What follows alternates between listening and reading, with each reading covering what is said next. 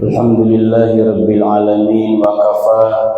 Asyhadu an la ilaha illallah wa kullu du'ain ilallahi mustajaba. Wa asyhadu anna sayyidana wa habibana wa syafi'ana wa qurrata a'yunina maulana Muhammadin nuril mustafa. Allahumma salli wa sallim wa karim wa azim ala hadzal nabiyil karim. Man kana lahu khuluqul 'azim fi jami'il ardi wal mustawa wa ala alihi wa ashabil kiram ahli sadaqi wal wafa. Qalu subhanaka la ilma lana illa ma 'allamtana innaka antal alimul hakim wa la hawla wa la quwwata illa billahil aliyyil azim wa nafa'ana bihi fid dharain amin ya mujibas sa'ilin. Sa'adatul kurama al masyayikh wal alimul ulama wal asatidz wal hadirin wal hadirat rahimakumullah. Yang ulun muliakan, ulun azimi, para alim ulama, para kiai, para asatidz, tokoh masyarakat, pengurus takmir masjid, dan segenap hadirin hadirat yang dimuliakan Allah Subhanahu wa taala. Marilah sebelum kita memulai taklim kita pada subuh hari insyaallah dengan keberkahan ini, sama-sama kita menghadiahkan Fatihah kepada guru-guru kita, kepada para masyayikh kita yang sudah mendahului kita, para kiai, para habaib, yang semoga dengan keberkahan ilmu mereka, dibarakati ulumihim, menjadikan kita orang-orang yang mutafaqih fiddin.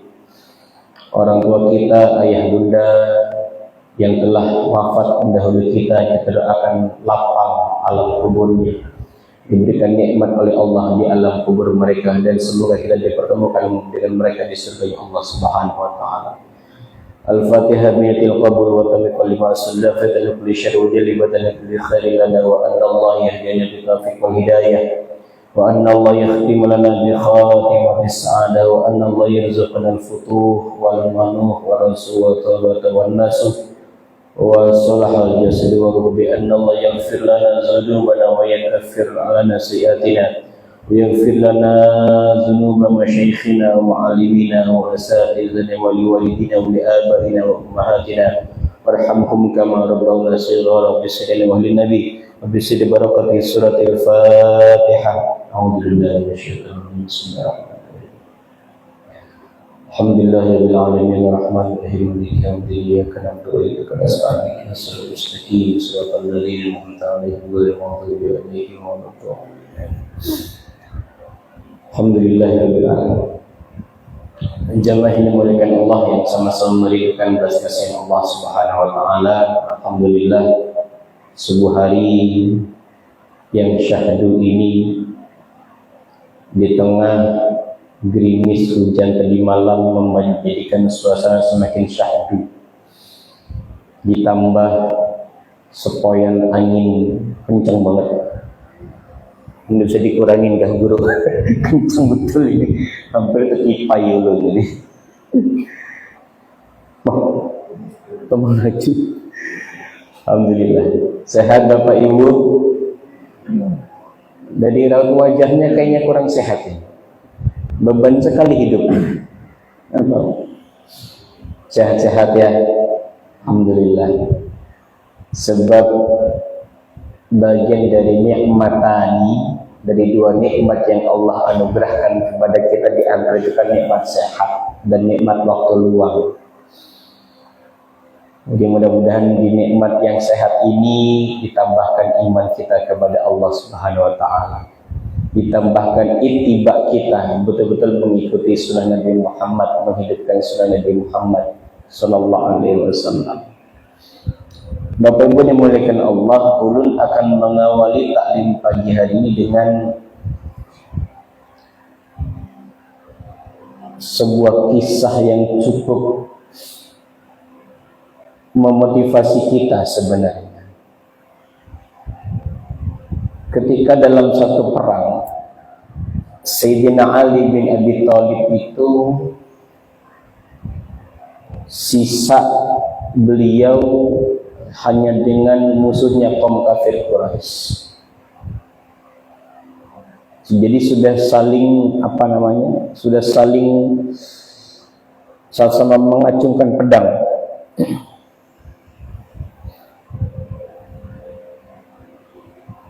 Nah, ketika si musuh kafir Quraisy ini sudah terpojokkan, terselutkan di bawah satu pohon kurma, Sayyidina Ali itu langsung menghunuskan pedang hampir kena ke lehernya si kaum kafir Quraisy tadi.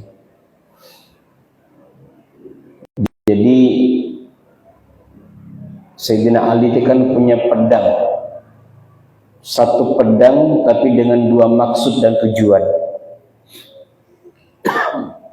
Pedang yang disebutkan tadi tujuan pertamanya adalah untuk membunuh yang di luar, kemudian membunuh yang di dalam. Apa maksud membunuh yang di luar dan membunuh yang di dalam tadi? Nah, dalam kisah tadi itu, ketika Sayyidina Ali bin Abi Thalib karramallahu wajhah sudah menghunuskan pedang tadi ke musuhnya kaum kafir Quraisy, ia hakul yakin akan membunuh kaum kafir Quraisy ini, betul-betul membela agamanya Allah Subhanahu wa taala. Betul-betul membela syariat Islam ketika itu, menegakkan kalimat panji-panji keislaman. Sudah tinggal tusuk aja. Ini namanya musuhnya pasrah aja sudah. Sebelum terhunuskan pedang tadi, si musuh tiba-tiba meludahi wajah beliau. Diludahin. Ya jangan perlu dipraktekkan juga, pokoknya diludahin pokoknya. Diludahin. Yang wajah tadinya betul-betul ingin membunuh kafir tadi ini dengan atas nama Allah, beliau mengurungkan, tidak jadi. Karena perubahan wajahnya kelihatan. Dari yang awalnya tersenyum, tiba-tiba langsung memerah wajah beliau. Karena diapakan tadi? Diludahin. Kita aja kalau diludahin orang, bagaimana Pak? Kira-kira Pak, respon kita Pak? Marah apa senyum? Gak usah diludahin deh, dikata-katain sama anak yang lebih muda aja. Lagi yang kai-kai ini, dikata-katain sama anak yang lebih muda aja. Maksudnya omongannya apa? Alah bocah, lo anak kemarin sore. Atau naik temperamen kita, tekanan tinggi. Maka Sayyidina Ali pun berubah, tidak jadi membunuh kaum kafir Quraisy tadi. Kenapa? Terbersih di benak beliau, jangan-jangan saya membunuh kaum kafir tadi ini karena saya emosi, karena diludahin, atau saya membunuh benar-benar karena Allah. Yang pasti kemungkinan besar pasti membunuhnya karena diludahin tadi. Pasti sudah berubah niat sudah. Nah, ini akan menjadi pemantik kita pada pagi hari ini, bahwasanya Allah itu ketika menciptakan manusia, menciptakan seluruh makhluk yang ada di dalam jagat raya ini, dalam kitab Ihya disebutkan ada beberapa kategori. Yang pertama, Allah ciptakan makhluk tersebut dilengkapi dengan akal, dianugerahi dengan akal. Maka hanya akal yang berfungsi, sehingga yang muncul hanyalah kepatuhan dan ketaatan yang disebut dengan malaikat. Malaikat makhluk yang paling taat di antara ciptaan Allah. Belum pernah kita dengar malaikat protes sama Allah. Belum pernah kita lihat malaikat itu demo sama Allah.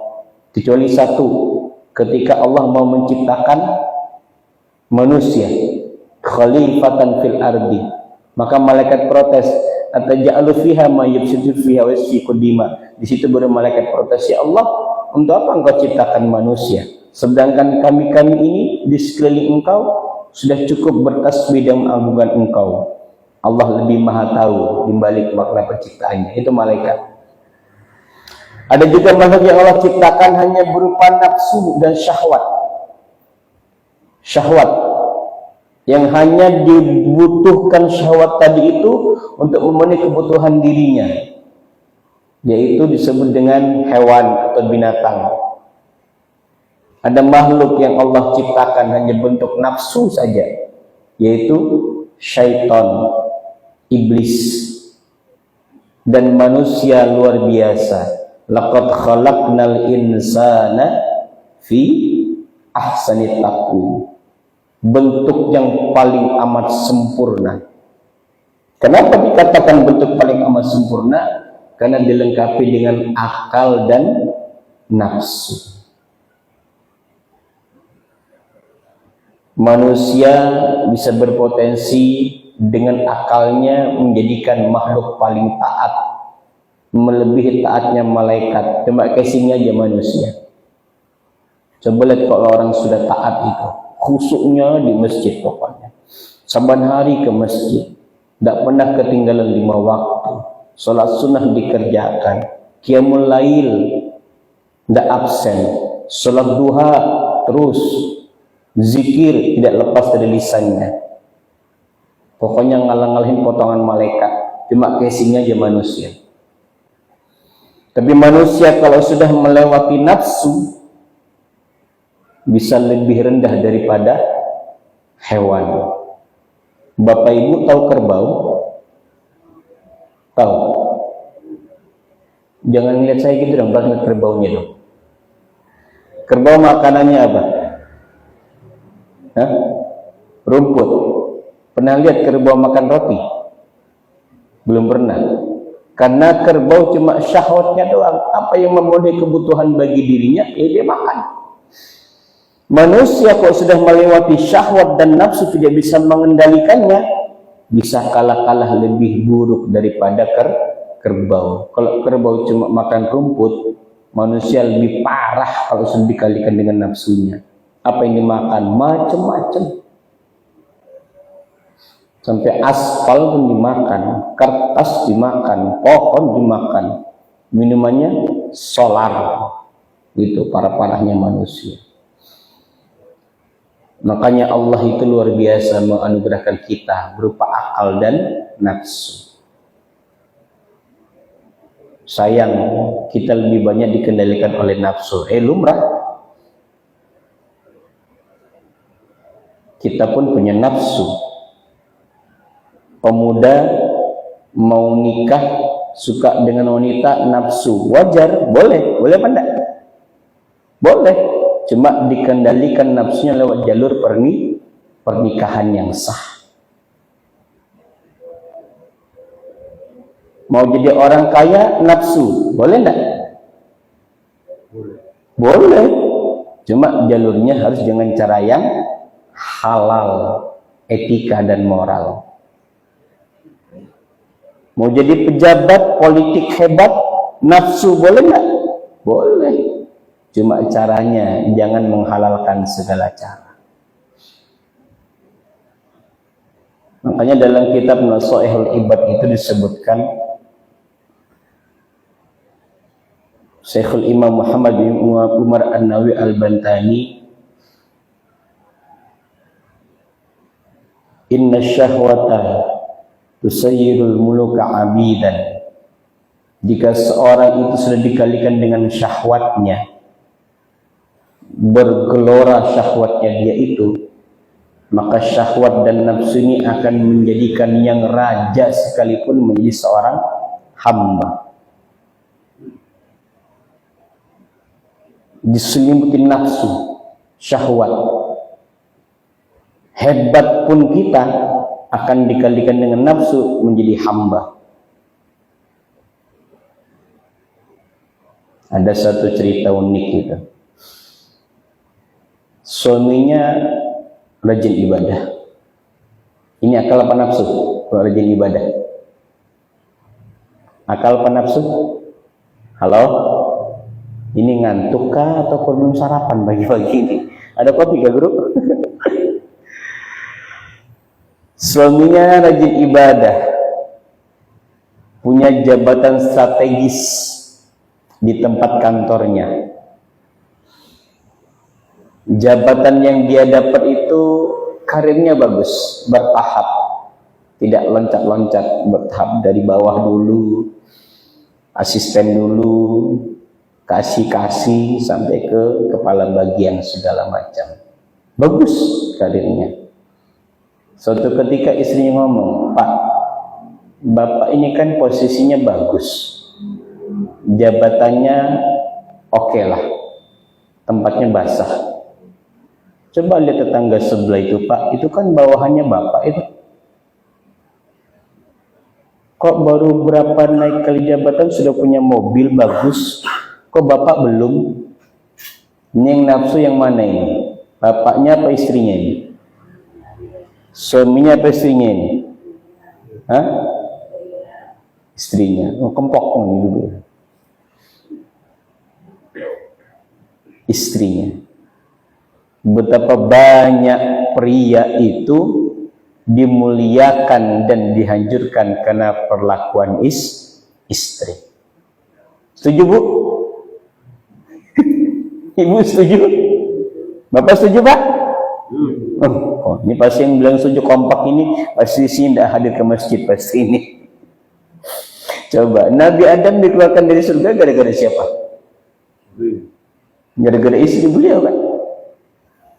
Meskipun itu sudah menjadi takdirnya Allah, ya.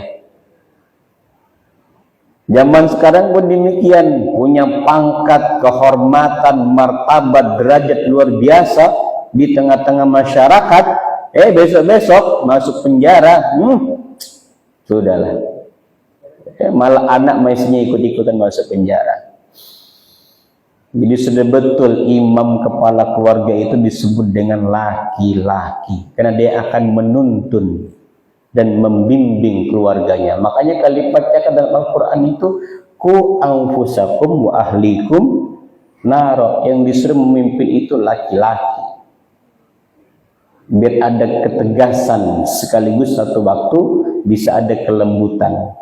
Tergantung bagaimana memimpinnya. Makanya kalau bilang ibu kalau mau pergi majelis itu, Pak, izinkan, Pak.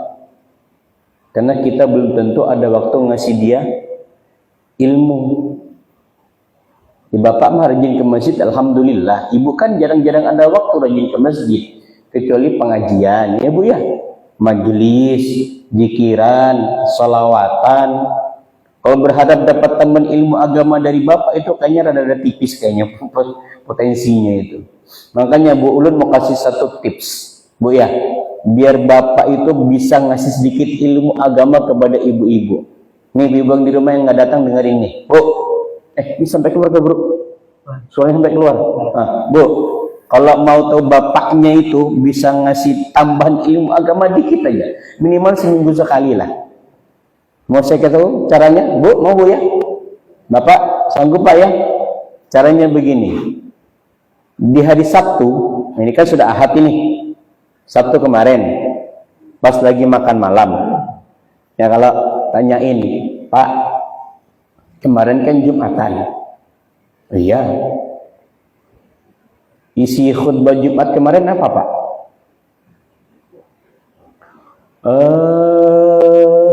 Kalau sudah itu pasti alamatnya tidur itu. Tapi kalau dia bisa jawab, ustadznya hebat itu. Ya khotibnya luar biasa, menggelegar, membahana pokoknya. Bapak yang biasanya tidak tidur, jadi bangun, terpesona pokoknya. Terpaku, sampai oh Masya Allah. Iya, apa isi khutbahnya? Pokoknya ustadz siapa namanya itu? Ya itulah isinya pokoknya. Ya. Itu Bu cara ngetesnya Bapak itu kalau Jumat itu benar-benar khusyuk apa dia ikut sholat Jumat itu yang ngetes ya Bu. Hitung-hitung tambahan ilmu, Pak. Saya kan tidak pernah dapat ilmu agama dari Bapak. Ditanya itu aja. Kalau kami yang mubalik ini kan gampang. Nih materinya tinggal kasih ke istri, nggak usah dijelaskan. Nah, itu akal yang mengedepankan ketimbang nafsu. Cerita Nabi Yusuf dan Zulaikha itu kan luar biasa sebagai gambaran bagi umat manusia. Bagaimana Zulaikha seorang istri yang cantik di masanya, bahkan sampai dengan sekarang katanya belum ada yang mengalahkan kecantikan Zulaikha. Allahu a'lam ya, karena kecantikan itu relatif Pak ya. Walaupun kita bilang Zulaikha cantik, tapi istri kita jauh lebih cantik daripada Zulaikha. Setuju Pak? Bapak kok ragu kayaknya? Memang istrinya nggak cantik? Bapak setuju? Istri masing-masing adalah yang tercantik di antara semua wanita yang di muka bumi ini? Loh, kok diam ini? Saya ragu ini. Belum nikah apa atau mau nikah lagi nih? Ya. Bayangkan seorang dengan derajat yang tinggi pada masanya ketika itu punya harta, punya martabat, penguasa lah. Karena suaminya kan salah satu pejabat pemerintahan di Mesir ketika itu, Zulaikha ini. Punya budak namanya Yusuf, ya Nabi Yusuf itu. Gantengnya luar biasa. Sampai-sampai tergodalah si Zulaikha ini.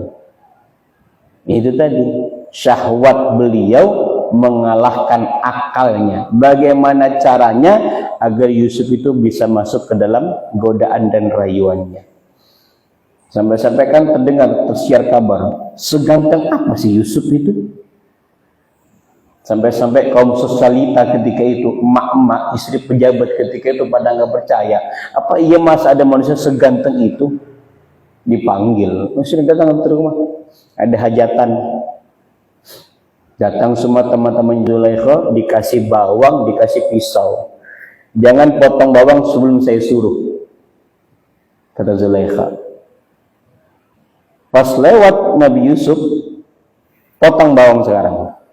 Saking gantengnya itu Nabi Yusuf, si emak-emak sosialita tadi itu motong bawang itu nggak kerasa kalau dipotong itu apa? Jarinya keiris, segitu gantengnya. Ya kayak bapak waktu pertama kali lihat ibu itu loh, gimana sih? Gantengnya calon suamiku ini ya. Ini calon imamku nanti ini. Makanya Pak jujur Pak, semua kelebihan dan kekurangan kita itu istri itu harus tahu Pak. Setuju apa enggak ini? Kamu tuh belum nikah kan semua yang tampak bagus-bagusnya aja di hadapan istri, di hadapan calon istri. Yang keren-kerennya aja itu. Ketika sudah menikah, ada aja tahu buruknya.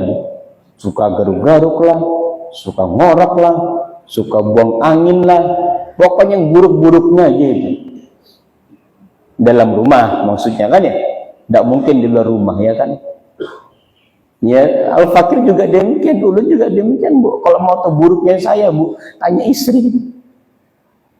Jangan juga ditanya Bu, ngapain Ibu tanyain?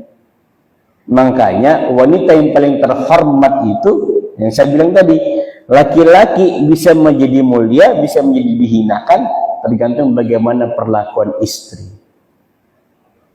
Karena dia akan menjaga martabat maruah dan kehormatan rumah tangga kita. Ya, makanya dalam ilmu komunikasi pernikahan itu Al-Fakir membiasakan. Memang zaman sekarang sudah sibuk dengan HP masing-masing. Cuma setiap mau di tempat tidur itu HP taruh, tanyain apa cerita hari ini. Kegiatan apa hari ini? Keluh kesah apa hari ini? Bapak Ibu membiasakan itu enggak walaupun di usia yang sudah seperti ini? Membiasakan enggak? Yang masih ada suami dan masih ada istrinya loh ya. Kalau yang sudah, mohon maaf, sudah wafat, ya kadang bercerita sendiri. Saya kemarin nonton film Bila Ibu Tiada. Sedih itu. Si suami meninggalkan duluan, dia tidak punya teman curhat, si anak sibuk entah kerja kemana, susah dihubungin segala macam, tidur sendirian cuma ngelayau. Itu. Saya membiasakan apa kejadian hari ini, dan saya pun juga demikian. Mudah-mudahan dijaga oleh Allah SWT ya. Jadi kalau marah di luar itu, ada emosi, ada masalah itu, saya tidak pernah mau tampakkan di luar. Mudah-mudahan dijaga. Jadi kalau sudah sampai rumah itu, saya bilang ke istri saya, Mah, boleh cerita nggak? Apa ya? Hari ini ayam mangkal banget, pokoknya gini-gini. Saya luapkan di situ Pak. Maaf Maya, bukan memarahi Mama. Saya cuma tidak ingin marah saya itu didengar oleh orang lain. Atau tampak marah geram itu di depan orang lain.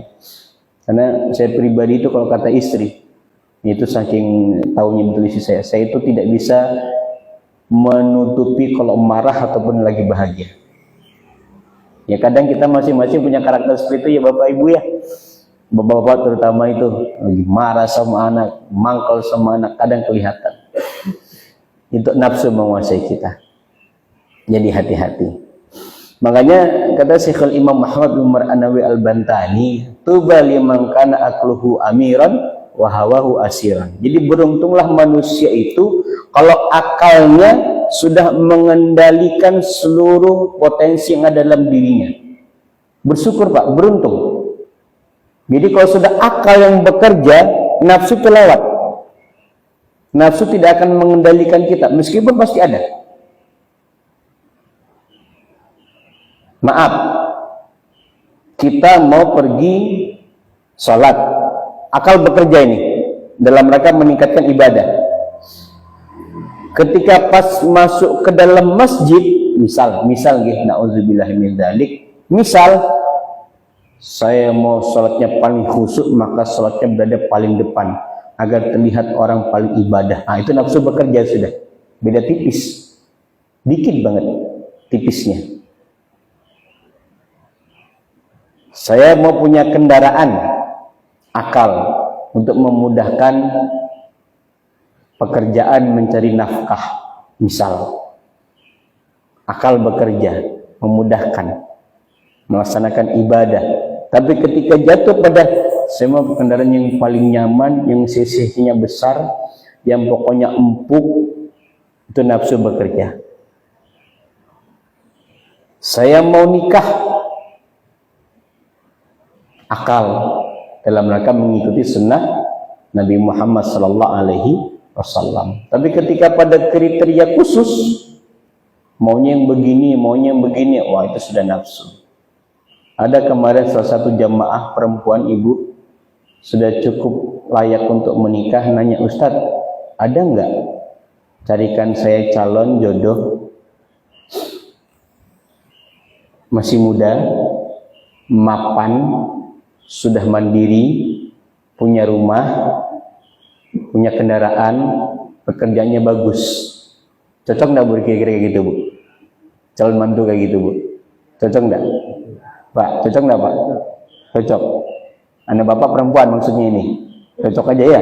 Cocok. Masalahnya ada nggak Bu? Nah, dia bilang, saya bilang ada banyak.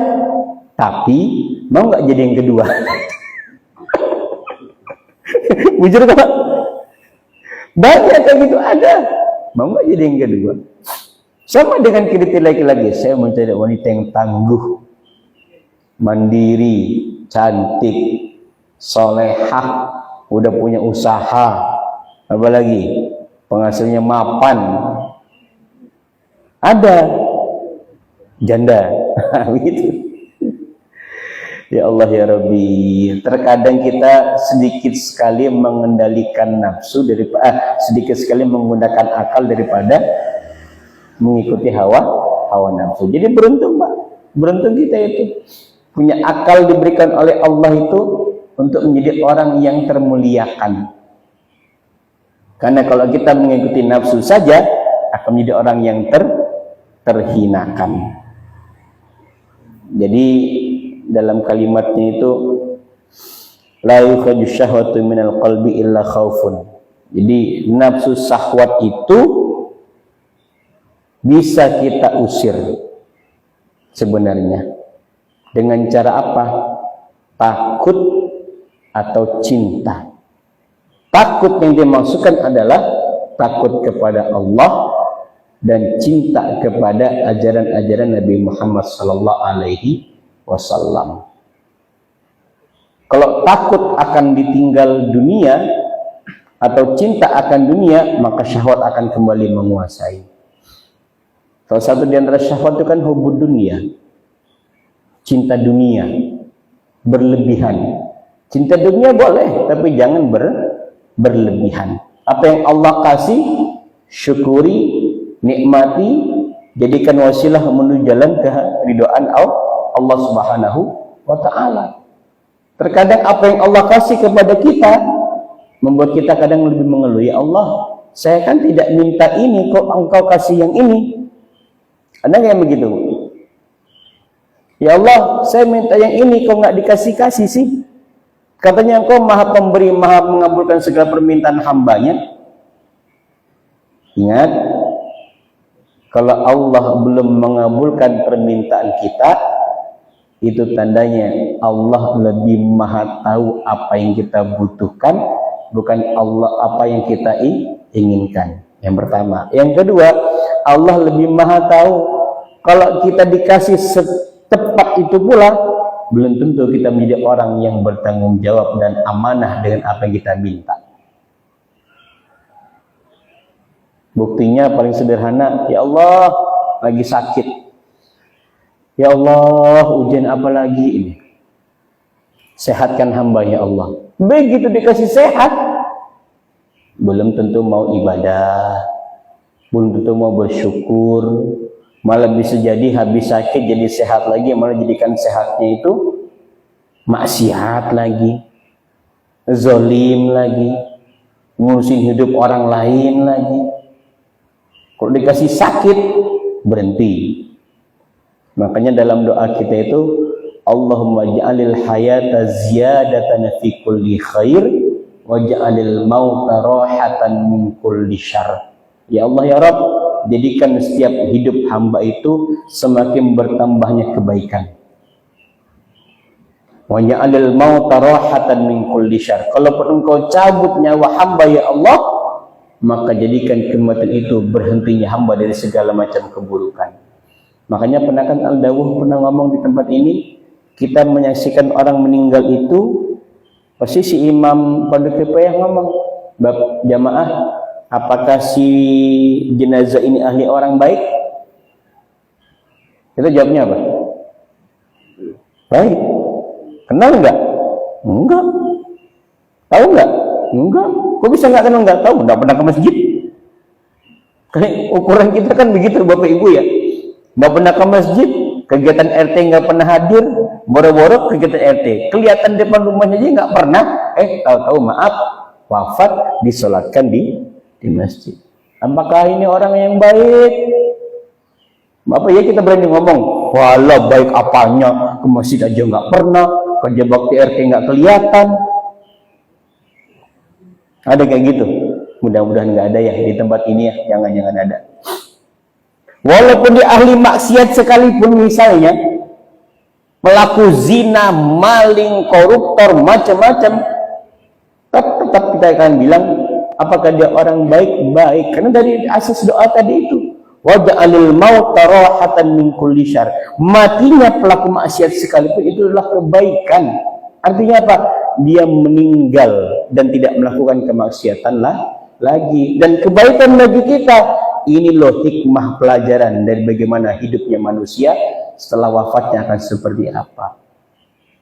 Makanya Nabi Muhammad SAW itu dalam satu hadis, dia Imam Muslim menyebutkan, al-kaisu man dana nafsahu wa amila lima ba'dal maut. Orang yang cerdas itu Bapak Ibu, ini muliakan Allah, adalah man dana nafsahu. Dia itu berhasil menguasai nafsunya, menenggelamkan nafsunya. Walaupun itu pasti ada, tapi tidak menjadi tolak ukur dalam kehidupan dirinya. Dia bisa mengendalikan sebaik mungkin. Jangan sampai nafsu menguasai dirinya, jangan. Wa amila lima ba'dal maut, dan dia menyiapkan amal-amal itu. Karena apa? Karena setelah kematian dia akan ada kehidupan yang kekal abadi selama-lamanya. Nah, kita ini kan bermajlis, kita menuntut ilmu, kita menimba ilmu. Ini wa amila lima ba'dal maut. Dan kita berbuat sesuatu untuk disiapkan apa nanti yang datang setelah kematian. Kita akan meyakini ada alam kubur, ada pertanggungjawaban nanti di alam kubur. Ya benar. Salat kita dipertanggungjawabkan, sedekah kita dipertanggungjawabkan, ngaji kita dipertanggungjawabkan, ditanya nanti. Makanya ada pertanyaan kan, hebatnya dalam agama kita itu, ujian seberat apapun dari kita hidup sampai mati itu ada jawabannya. Jawab sama-sama. Siapa Tuhanmu? Allah. Siapa nabimu? Apa kitabmu? Siapa temanmu? Siapa temanmu? muslimin, muslimat atau mukmin, mukminat? Bisa sekarang jawab? Bisa kan sekarang jawab? Nanti dalam kubur bisa enggak? Mudah-mudahan bisa, karena tidak semudah kita mengucapkan jawaban ini ketika di alam kubur. Apa yang akan menjawab semua yang kita lakukan ketika hidup di dunia? Lisan kalau sekarang di dunia boleh bisa berdusta, kita bisa menjawab itu semua. Tapi kalau di alam kubur, kuasa Allah yang akan memberikan hak kepada masing-masing tubuh kita untuk menjawabnya. Makanya kita waktu sering ngaji kau Yasin itu kan, al-yawma nakhtimu ala afwahihim wa tukallimuna aydihim wa tashhadu arjuluhum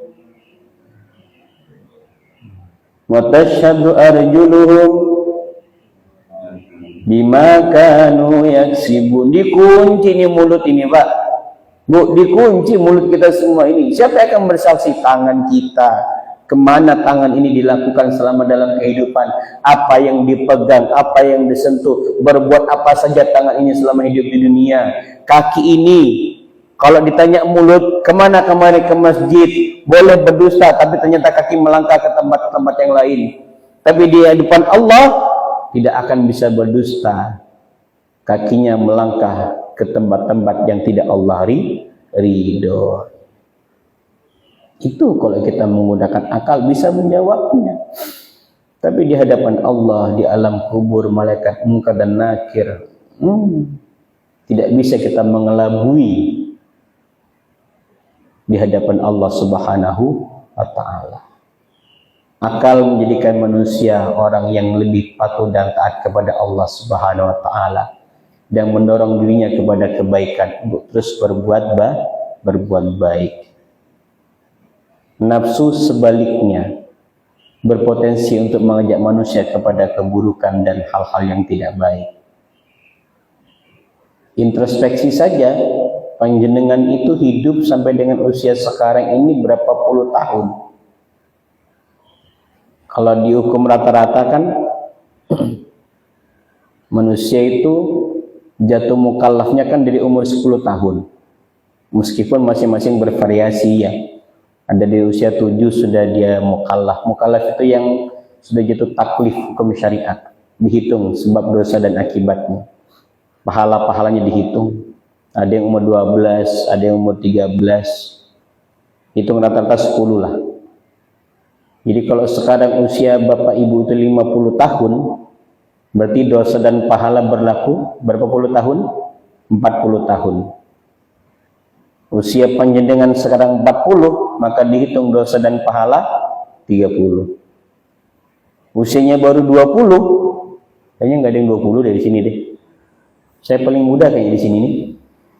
Pian berapa? Kayaknya lebih tua sidinnya daripada ulun. Hanya ulun paling muda kayaknya sini nih. Masya Allah, tabarakallah. Ulun mau 30. Pian berapa guru? 40. Mana yang paling tua di sini? Kai. Pian berapa Kai? Pian. 50 kah sudah? Hah? Oh, 60-an. Masya Allah. Nenek, ada yang lebih tua ke situ? Ada lagi nenek-nenek berapa, Nek? Nenek-nenek kau ini? Oh, astagfirullahaladzim. 60 nggih. Ya berarti 50 tahun dihitung itu. Tiap tahun diingatkan sama Ramadan, ya kan? Berarti kalau usia sekarang 60, 50 puasa kita udah jalani. Pertanyaannya, apakah benar selama 50 tahun itu puasanya udah benar? Kan kita nggak tahu. Bisa jadi di usia masih 20 ke 30 kita puasa main-main. Bagi kayak Al-Fakir ini kan masa mudanya, waduh, sudahlah. Aduh, sampai ngelus dada orang tua, ngelus kepala, ngelus dada punya orang tua itu. Di berapa? Lahir kecil besar Pandansari Kampung Baru. Gimana ceritanya coba Pak? Orang tua keras, tegas. La haula wala quwata illa billah. Berarti berapa yang bisa dihitung? Setahun Setiap puasa ada. Berarti kalau tadi hitungan 50 tahun nggih, mohon maaf nggih. Berarti 50 kali puasa berarti berapa banyak perbuatan yang semestinya bisa merubah diri menjadi lebih baik. Kalau selama sekian puluh tahun lamanya puasa kita jalani tidak merubah menjadi lebih pribadi menjadi baik, maka pertanyaannya berapa puluh tahun lagi mau puasa? Oke, puasa setahun sekali. Mundur lagi. Seminggu sekali yang laki-laki Jumatan. Setiap pekan ada ketemu Jumatan. Ya. Setiap pekan ketemu Jumatan. Terlepas ketika sholat Jumatnya khusyuk apa enggak, apa namanya, terkantuk-kantuk apa enggak, Allahu alam. Kalau dengan Jumatan itu kan motivasi gratis loh, Pak. Panjenengan ikut kelas motivasi yang terkenal itu, yang profesional itu mahal loh, Pak. Paling banter minim 1 juta loh. Motivasi perubahan diri. Jumatan itu kan motivasi itu. Basyiran wa nadhiran. Khatib Jumat itu bisa menyampaikan berita gembira sekaligus berita peringatan. Makanya ketika khatib Jumat tidak boleh hukumnya mendayu-dayu, pelan-pelan enggak boleh, harus tegas nyaring biar jamaah yang tidur itu bisa terbangun. Apalagi berkaitan dengan ayat neraka, ayat-ayat peringatan. Kalau ayat-ayat yang bahagia sampaikan dengan senyum, itu harus juga dengan nyaring, nggak boleh mendayu-dayu. Itu hukum syarat rukun Jumatan khatib, wajib itu. Jadi kalau misalnya jamaah satu masjid ini nanti kena khatib, tiba-tiba satu ruangan masjid ini tertidur semuanya, ngantuk, itu patut dievaluasi guru khatibnya itu. Berarti khatibnya slow. Itu patut dievaluasi. Boleh. Kan hak prerogatif pengurus masjid. Ya. Jadi maka hitungan kita dalam kehidupan manusia ini harus kita paham berapa puluh tahun sudah saya hidup. Berapa sekian tahun saya beribadah.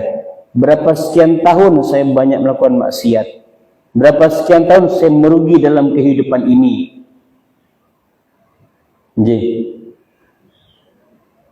maka dengan akal tadi menyadarkan kita kembali fungsi Allah menciptakan kita. Wa ma khalaqtul jinna wal insa illa liya'budun.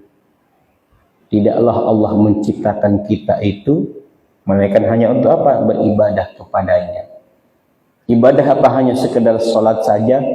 Tidak hanya itu. Yang lain juga ibadah. Jikalau diniatkan kepada Allah Subhanahu wa ta'ala. Orang kalau dengan akalnya, dengan hartanya, dia akan memikirkan bagaimana cara mendapatkan harta yang halal.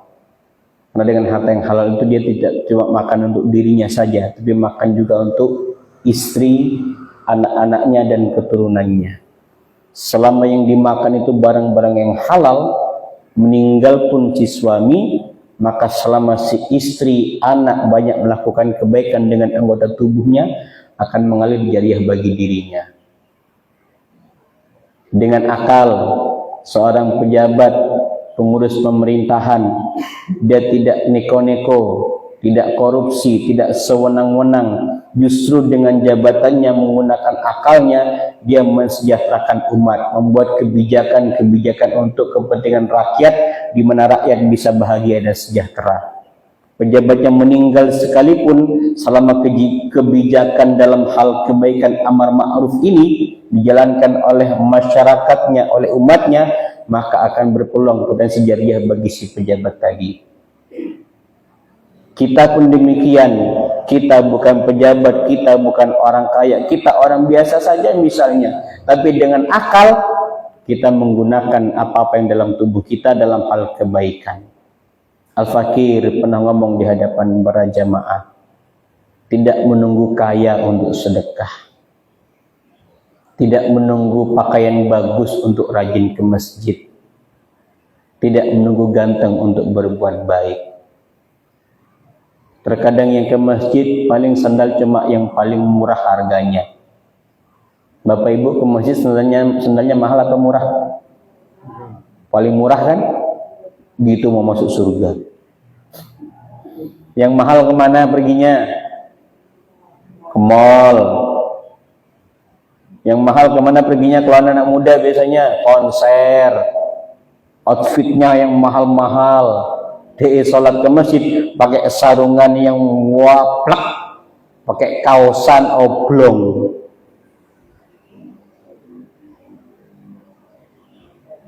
Makanya Bapak Ibu dimuliakan Allah, apa yang melekat pada diri kita itu, pakaian sholat jangan itu aja, kan banyak pakaiannya. Nggak tahu kalau ibu mau kena ada berapa style dibelikan bapak, ya pakai semuanya bu. Berapa style dibelikan bapak, ya pakai kabeh. Ya laki-laki pakai kendaraan, gilirkan pak. Di rumah itu ada 6 motor, tak gilirkan masing-masing ke masjid. Dipakai anak itu 2. Saya, istri, 1 lagi, tak gilirkan itu. Kenapa sih bapak pakai motor saya terus? Ya bapak tahu karena kamu jarang ke masjid, gitu kan langsung. Minimal motormu itu rajin ke masjid, menghindarkan mara bahaya. Nggih, mudah-mudahan di subuh hari yang penuh dengan keberkahan ini, Allah meridhoi langkah kita, menjadikan subuh yang paling tercatat indah di catatan Allah Subhanahu wa Ta'ala. Setiap sujud kita, setiap gerakan kita, setiap bacaan salat kita, Allah terima, Allah ridhoi, dan menjadikan asbab dicatatkan sebagai penghilang dosa-dosa kita, dihapuskan segala kesalahan kita, dan tidaklah Allah wafatkan kita melainkan dalam keadaan husnul khatimah. Tidaklah Allah wafatkan kita kecuali dosa-dosa telah diampuni oleh Allah Subhanahu wa Ta'ala. Tidaklah Allah wafatkan kita melainkan Allah telah memberikan kita waktu dan peluang untuk bisa berjumpa dengan Ka'bahnya. Tidaklah Allah wafatkan kita selainkan Allah mewujudkan mimpi kita berada di raudhahnya baginda Rasulullah sallallahu alaihi wasallam. Ala hadhihi niyyah wa kullu salati bismi wa lina yusil barakati suratul Fatihah. A'udzubillahi iyyaka na'budu wa iyyaka nasta'in. Shiratal ladzina an'amta 'alaihim ghairil maghdubi 'alaihim waladdallin. Amin ya rabbal alamin. Masih ada waktu, nggih tanya jawab Pak Guru. Silakan Ibu. Ibu. Alhamdulillah nggak ada kayaknya. Guru, padahal Guru. Amin, bisakah? Oh. Ya. Terkait sama syahwat dan nafsu dan akal ini dengan taat dan takut ini untuk bisa kita belajar taat dan takut ini bagaimana? Baik, syukran jazakallahu khairul jaza. Takut manusia itu ada 2. Yang pertama takut kepada manusia itu sendiri dan takut kepada Allah. Takut kepada manusia kita ingin menghindari. Apalagi yang kita benci, nggak mau ketemu. Bagi orang nggak disukai, ngecium parfumnya aja, ya Bu ya. Kalau udah kayaknya parfum di sini, males aku ketemu mukanya itu. Itu bukan takut, benci sudah itu jatuhnya. Sama kayak kita, ngeliat batang hidungnya aja, jangan kasih memang muncul batang hidungnya di depan mukaku ya, awas memang. Itu takut dan benci sekaligus. Tapi takut kepada Allah itu bukan kita menjauhinya, justru semakin dekat dan semakin ingin terus bersamanya. Nah, akal manusia menjadikan dirinya takut kepada Allah. Kalau dia takut kepada manusia berarti nafsu. Nafsu ingin dicederai, nafsu syahwat ingin dilukai, nafsu ingin dibenci, itu nafsu lumrah. Tapi takut yang dimaksudkan dalam kategori akal tadi adalah hanya kepada Allah. Terdorong dia, termotivasi bahwasanya selepas kita wafat akan ada kehidupan yang abadi. Akhirat namanya. Akhirat itu kan persimpangan. Banyak amal baik, amal soleh, taat ibadah rajin salat, rajin ngaji, hablum minallahnya bagus, hablum minannasnya oke, cakep, tinggal belok kanan, masuk ke dalam surga. Selama hidup benci orang, ngurusin hidup orang, maksiat rajin, ibadah jarang, sedekah nggak pernah, buruk sangka sama orang, menzalimi orang, belok masuk ke neraka. Kan ayatnya jelas itu dalam surah Al-Ghasyiyah. Jelas. Nah, bagaimana mengendalikan agar akal ini dan nafsu tidak begitu terkendak, tidak begitu menguasai? Pertama, perbanyak bermajelis. Alhamdulillah di sini ulun lihat di sosial medianya itu malam Jumatan ada nggih grup yasinan, ada rutinan. Taklim itu berapa sepekan berapa kali? Yang laki-laki, Pak. Pada maghrib ada kah? Pada maghrib ada, pada subuh ada. Ibu-ibu taklimnya berapa kali sepekan? Hah? Berapa? Setiap hari? Rabu. Oh, Kamis. Berarti sepekan sekali. J. Nah itu. Makanya bilang, Bu, ada majelis hadir sepekan sekali aja loh. Biar menambah ilmu. Makanya Al-Fakir pernah bilang, kalau ada majelis taklim itu mengajarkan kebencian, mengajarkan untuk menghasut orang lain, tinggalkan. Majelis taklim itu mengajarkan kita untuk lebih dekat kepada Allah, lebih cinta kepada Rasulullah. Jadi kalau ada majelis isinya benci orang, hina orang, tinggalkan. Itu majelis yang majelis yang buruk, bukan majelis yang baik. Sudah majelis nggak pernah, ibadah jarang, mau ditambah apa ilmu kita? Yang pertama, kalau ukurannya majelis. Yang kedua, rajin-rajin membaca Al-Quran. Tartilkah atau masih belajar? Baca. Lancarkah atau masih tergopoh-gopoh bacanya? Baca. Biar cuma a'udzubillah, baca. Nabi aja pertama kali ngomong Iqra susahnya minta ampun, ya kan?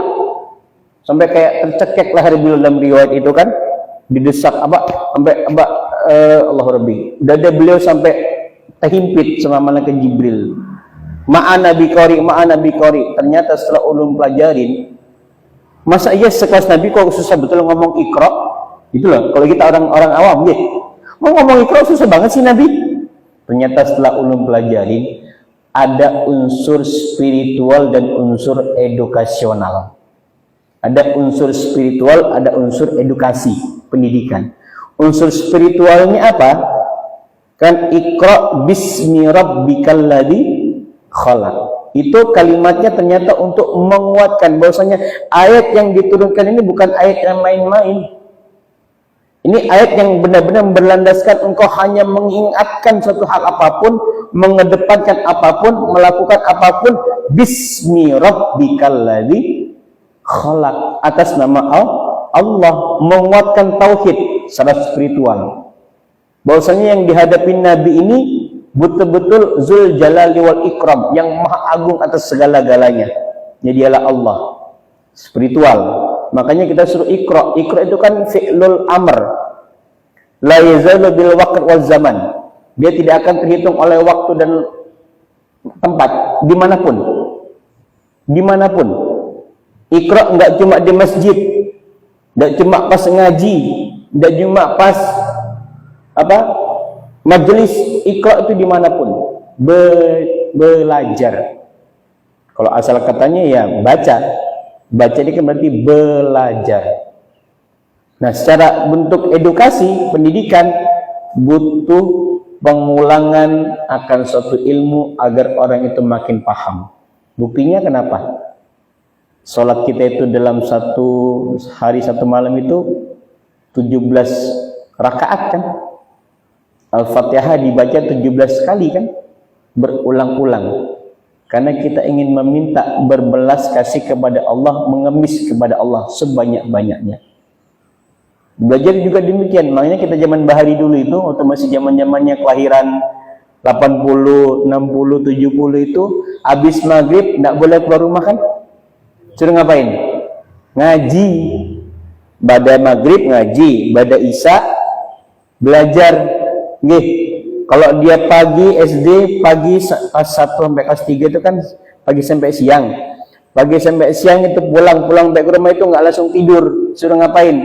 Ngulang-ngulang pelajaran kan? Biar makin cerdas. Makanya generasi kita itu sama generasi zaman sekarang. Generasi zaman sekarang lebih letoy, kurang tegas. Sementara generasi zaman ini bergantung. Coba, bapak ibu dengan anak-anaknya, mana lebih cepat sakit? Mana lebih cepat ngeluh? Kalau bapak ibu masih ngeluh, ketelewatan. Berarti gagal zamannya berarti. Kelihatan perbedaannya. Zaman yang kita sama zaman anak zaman sekarang. Anak zaman sekarang lebih mudah rapuh, lebih mudah lemas, lebih mudah goyah.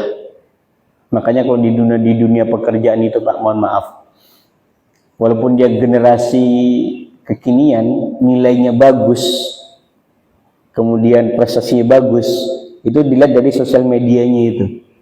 Isi sosial medianya apa? Suka mengumpatkah, suka mengeluhkah, atau memang orang yang pekerja keras? Itu dunia kerja zaman sekarang. Itu ya. Mengaji, baca. Ketiga, banyak berkumpul dengan orang yang bisa mengingatkan kita, yaitu kumpul orang soleh, kumpul orang yang baik. Ada satu kalimat yang bagus, kalau engkau tidak menemukan dirimu pada kumpulan orang-orang yang soleh, maka temukan dirimu di antara para pendosa yang ingin bertaubat kepada Allah Subhanahu wa taala. Kalau kita bukan pada makom orang yang soleh, makom soleh itu kan sulit Pak ya. Soleh itu nggak bisa salah. Ini namanya soleh. Ada yang namanya soleh kan? Ada? Orang namanya soleh, bukan namanya soleh. Orang predikat dengan kesolehan, kok nama soleh lagi. Orang dengan predikat soleh itu nggak boleh salah. Kalau dia masih salah, jangan mengaku dirinya soleh. Maaf ya, yang ada nama soleh, mohon maaf. Bukan dengan namanya, bukan. Predikatnya, makomnya. Kalau dia udah kategori soleh, minimal 1, dia menyadari dirinya untuk jangan sampai ketinggalan ibadah. 2, jangan sampai kata-katanya mengeluarkan kata-kata yang tidak pantas untuk dirinya, apalagi untuk orang lain. 3, tidak mencampurkan urusan dunia dengan ukhrawi. Dunia aja, sebatasnya aja. Dia lebih mengedepankan urusan akhiratnya. Itu orang soleh. Indikator lainnya banyak. Kok dijelaskan lagi panjang waktunya. Banyak. Nanti mungkin waktu genggur. Nah itu. Yang berapa tadi sudah? Apa aja lupa tadi sudah? Nah kan? Yang keempat, sering introspeksi diri, bermuhasabah. Qiyamul Lail, habis rakaat terakhir, sujud paling lama, bukan tidur loh ya, bukan tidur. Sujud Qiyamul Lail paling terakhir, sujud paling lama. Panjenengan kalau sujud tuh buka atau tutup mata sih? Ayo, dibuka, jangan ditutup. Kalau tutup berpotensi bukan tahanyut, tidur. Buka ya. Nah, buka itu dalam filosofinya kan ketika buka mata dalam keadaan sujud kan gelap tuh ya. Kondisi gelap.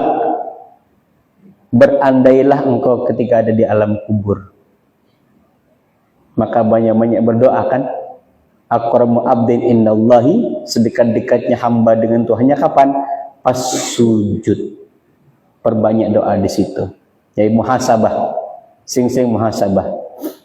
Dalam hadis Nabi, kalau dalam konteks hadis, perbanyak zikir, ingat tentang kematian. Sederhananya, kita makin banyak bermajlis, makin banyak menimba ilmu, kan ilmu semakin bertambah. Ya. Ya benda. Ilmu semakin bertambah kan? Dengan ilmu semakin bertambah, maka rajin beribadah. Kalau dengan ilmu bertambah tapi nggak rajin ibadah, maka koreksi ulang ilmu yang dipelajarin. Mestinya ilmu semakin bertambah, orang makin rajin ibadah. Kalau dia nggak rajin ibadah, ilmunya berarti ada yang kurang di sini. Ada yang kurang match, ada yang kurang pas. Maka dipaskan, dilengkapi, ditambahi. Tapi jangan nunggu ilmu penuh dulu baru mau rajin ibadah. Ustaz, saya belum sholat karena saya orangnya masih belum benar. Jangan nunggu benar baru mau sholat. Tetap aja rajin sholat meskipun dirimu belum benar. Siapa tahu dengan rajin sholat engkau akan menjadi orang yang benar. Sama kayak tadi. Walaupun ilmunya belum nyampe, tetap aja rajin ibadah, jangan stop. Kan ilmu saya belum nyampe Ustaz, gimana mau ibadah? Tetap rajin ibadah, jangan nunggu ilmunya lengkap. Karena sambil ibadah Allah akan nuntun mutafaqih fid din. Orang kalau udah rajin ibadah berarti merasa semakin dekat dengan Allah. Kalau dengan rajin ibadah dia yang ternyata nggak dekat dengan Allah, ada yang salah di ibadahnya, ada yang kurang di ibadahnya. Lengkapi apa yang kurang tadi itu. Tapi sembari sambil melengkapi ibadahnya, tetap jalan dekat dengan Allah Subhanahu wa Ta'ala. Maka orang kalau sedekat dengan Allah, apa yang terjadi? Dia siap untuk dipanggil Allah. Konteksnya, bertambah ilmu, rajin ibadah. Rajin ibadah, lebih dekat kepada Allah. Dekat kepada Allah, siap dipanggil oleh Allah. Pertanyaannya, Bapak Ibu siap dipanggil oleh Allah? Ya, berarti paket komplit, ilmunya wis nambah, ibadah wis cukup, dekat Allah, siap dipanggil oleh Allah. Jangan balik ke Ustaz, siap nggak siap? Oh, itu pertanyaan yang orang mungkin baru belajar majelis, Bapak Ibu. Kalau kita orang yang sudah sering bermajelis, ini konteksnya tadi itu. Orang yang sudah siap dipanggil Allah ini berarti urutannya udah ke sana. Saya mah terserah Allah deh Ustaz, siap nggak siap aja dipanggil gas. Itu namanya mati konyol namanya, Bu. Orang Imam Ghazali pernah dawuh kok. Siapkan bekalmu, perjalanan akhirat itu panjang. Iya, kalau besok hari ini hari Ahad, wafat kita, misalnya. Besok kiamat, aman. Sehari doang. Kalau yang wafatnya ribuan tahun yang lalu, banyak kemaksiatan, banyak keburukan, ditanam di alam, di dalam tanah. Kiamat masih jauh. Berapa panjang perjalanannya? Saja. Mudah-mudahan bisa melengkapi jawaban. Ada lagi Ibu? Kayaknya nggak ada. Kalau Ibu kayaknya ini aman-aman aja. Ibu ini TSan kita ya Bu. Karena udah lipat kaki, geser posisi, aman gitu. Ya. Saya nggak tahu udah pernah pesan belum di tempat ini. Yang 5 hal itu Guru. Apa? Nggak tahu. Ulun ingat lagi ya. Bu, wasiat masih ingat kah? Apa? Lupa udah. Ustadznya aja taklimnya jarang-jarang di sini. Itu pun sparnya Ustadz Irfan. Minta doa yang Ustadz Irfan lagi umroh, beliau mendampingi jamaah. Semoga menjadi umroh yang makbulah, hijratan tabur, dan kembali bisa mengisi pengajian di masjid yang insya Allah penuh barokah ini. 5 hal dalam kehidupan ingatkan ke anak-anak kita Bu, wasiatnya. Yang pertama, kalau bapak ibumu wafat, talkinkan. Karena banyak anak kita nggak bisa talkinkan orang tuanya. Sibuk main handphone, sibuk dengan gadget, sibuk main game. Orang tuanya sekarat, dia bodoh amat, nggak perlu tahu. Dua, nak bapak ibu wafat tolong mandikan. Karena banyak orang anak-anak yang jijik takut memandikan orang tuanya ketika sudah wafat, bahkan tidak mau menyentuh. Ada yang kayak gitu banyak di kota Balikpapan. Ada yang tidak mau melihat bapak mamanya dimandikan, padahal waktu kecil dia dimandikan oleh orang tuanya, ya. Nah, bapak ibu wafat, kafankan. Banyak anak yang tidak bisa mengkafani orang tuanya, padahal waktu kecil yang memakaikan baju adalah orang tuanya. Padahal pakaikan baju orang tua ketika wafat tidak sesulit pakaikan baju waktu kecil. Nggak ada kancingnya, nggak ada kerahnya, cukup 3 helai kain kafan. Nah, bapak ibu wafat, sholatkan. Karena banyak anak yang tidak mau menyolati orang tuanya, padahal orang tuanya mungkin yang mengajari pertama kali ngaji Al-Quran. Banyak anak tidak siap menyolatkan orang tuanya. Terakhir, nak bapak ibu wafat, tolong menjadi orang yang paling terakhir di kuburan ketika orang yang lain sudah pergi. Sebagaimana kamu waktu SD dulu, bapak ibu nungguin kamu selesai sekolah baru mau pulang. Pernah belum sih? Belum kah? Belum? Ya Bu ya? Pernah Pak wasiat gini Pak, kanannya Pak? Wasiatkan Pak, jangan cuma harta tok, tanah tok. Nah, tanah di ujung jalan itu nah ya, jangan diapa-apakan nak.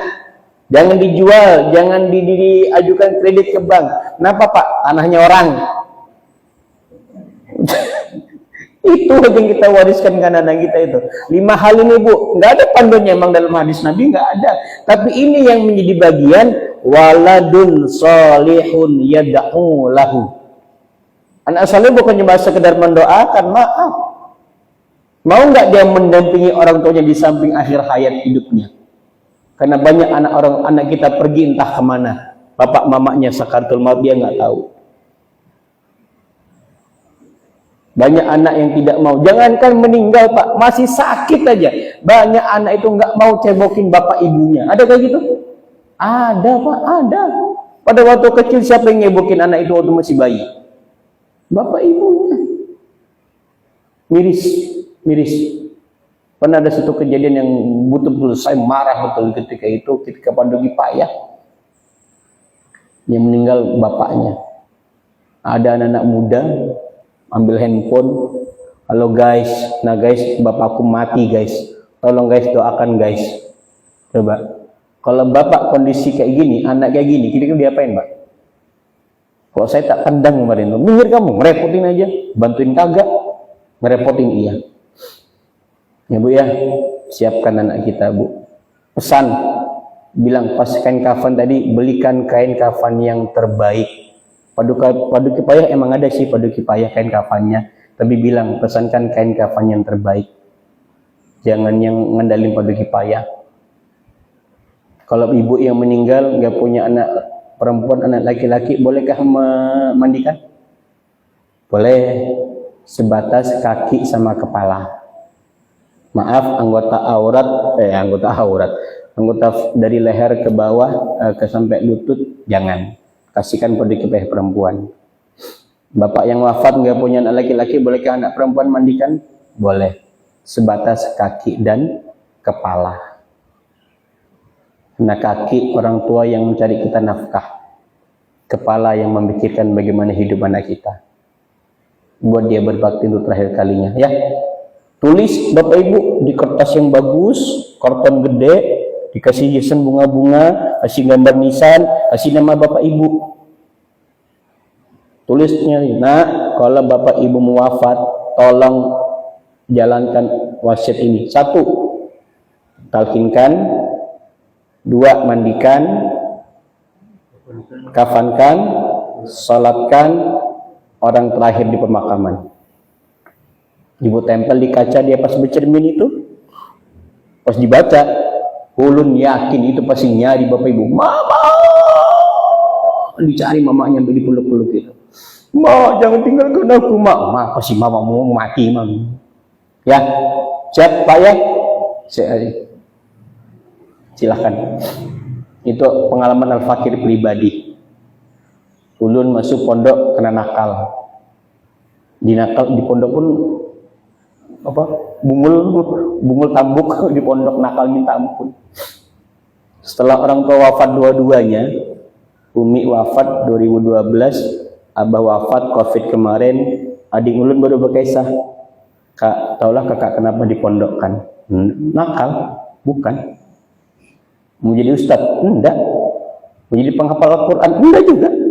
Penghafal hadis, dai, mubalik, teruskan? Enggak. Bukan itu yang orang tua mau. Yang orang tua mau yang 5 hal tadi itu. Ketika orang tua wafat, talkinkan, mandikan, kafankan, sholatkan, hantarkan pemakaman sampai orang yang terakhir. Padahal orang tua tidak pernah mewasiatkan itu ke ulun secara langsung. Qadarullah. Maka mumpung ulun masih hidup, ulun wasiatkan ke bapak ibu, bilang ke anak-anaknya untuk seperti itu. Jangan sampai kita menangis anak kita nggak paham agama. Jangan sampai kita sedih anak kita nggak tahu tata cara sholat mayit. Jangan sampai kita sedih anak kita nggak tahu cara bagaimana mengkafani orang tuanya. Ampun maaf lahir batin, mohon ridhonya, mohon ikhlasnya. Semoga Allah mencatat pertemuan kita menjadi pertemuan yang penuh barakah, penuh dengan rahmat Allah Subhanahu wa taala. Alafu minkum hadanallahu wa iyyakum ajma'in. Ihdinas siratal mustaqim wa akhiru da'wana alhamdulillahirabbil alamin. Wassalamualaikum warahmatullahi wabarakatuh.